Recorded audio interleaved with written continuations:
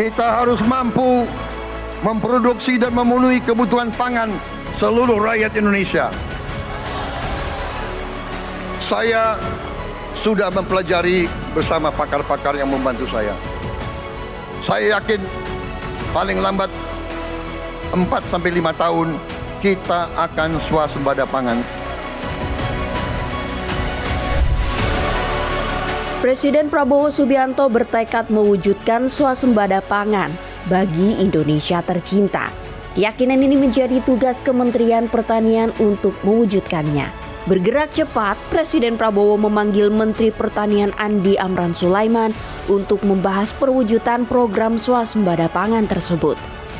Kami ditugaskan oleh Bapak Presiden untuk melakukan percepatan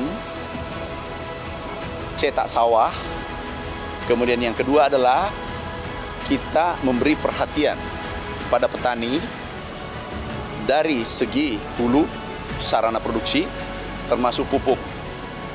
Beliau sudah memerintahkan mengecek tambahan pupuk itu 100%.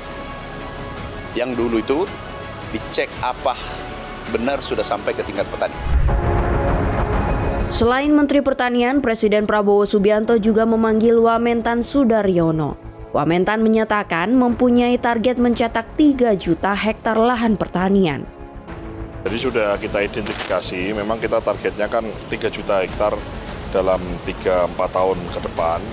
Ini menjadi sebuah kebutuhan karena penduduk kita nambah, tapi sawah kita nggak pernah nambah. Mau tidak mau, suka tidak suka, harus cetak. Bukan hanya untuk kebutuhan tahun ini, besok, lusa, bulan depan, minggu depan, bukan. Tapi ini untuk beberapa dekade ke depan.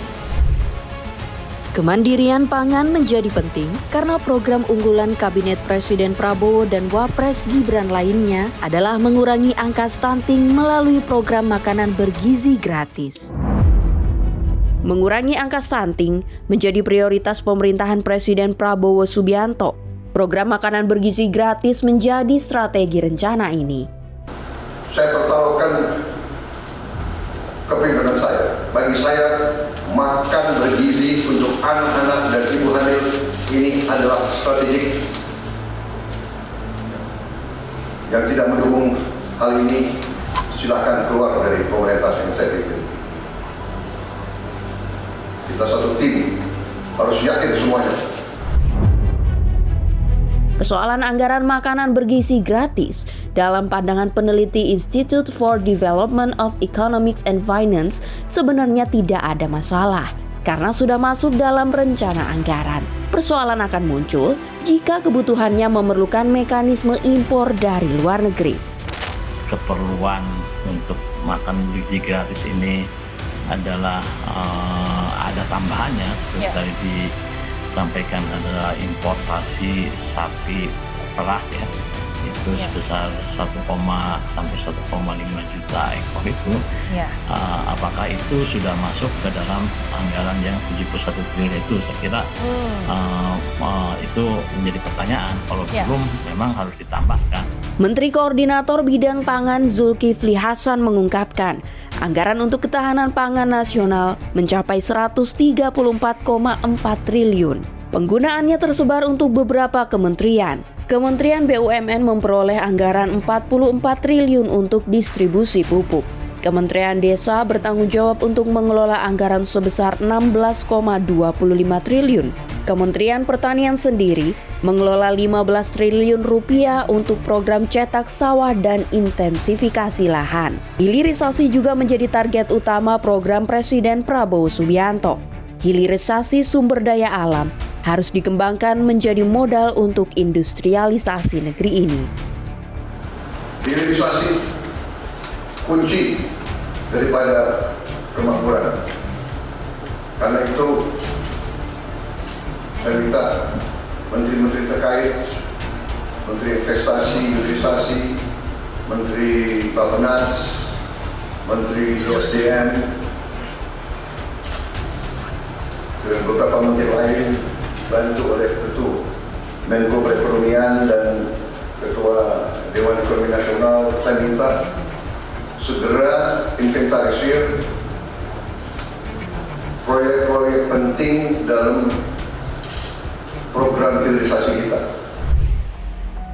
Presiden Prabowo Subianto juga menekankan kemandirian energi sebagai program andalannya, melepaskan ketergantungan pada bahan bakar impor. Tanaman-tanaman seperti kelapa sawit bisa menghasilkan solar dan bensin. Kita juga punya tanaman-tanaman, kita juga punya energi bawah tanah, geotermal yang cukup. Kita punya batu bara yang sangat banyak. Kita punya energi dari air yang sangat besar. Saudara-saudara sekalian, pemerintah yang saya pimpin nanti akan fokus untuk mencapai swasembada energi. Impor migas Indonesia periode Januari hingga September 2024 lebih tinggi daripada periode yang sama pada tahun 2023. Mengutip data Badan Pusat Statistik, nilai impor migas Indonesia tahun 2023 periode Januari hingga September mencapai 25,76 miliar dolar Amerika Serikat. Sementara pada periode yang sama tahun 2024, nilainya naik menjadi 26,74 miliar dolar Amerika Serikat. Menghilangkan ketergantungan pada impor pangan dan bahan bakar, pengembangan industri dengan memaksimalkan hilirisasi, serta kecukupan gizi untuk anak-anak negeri ini menjadi perhatian utama Kabinet Presiden Prabowo Subianto dan Wapres Gibran Rakabuming Raka.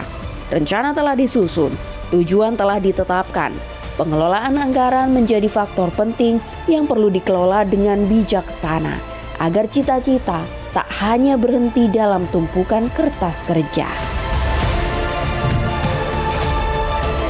Lini masa netizen Indonesia riuh dengan kabar terbakarnya sebuah mobil akibat mengisi bahan bakar melalui QR Code. Serius? Is it news or hoax?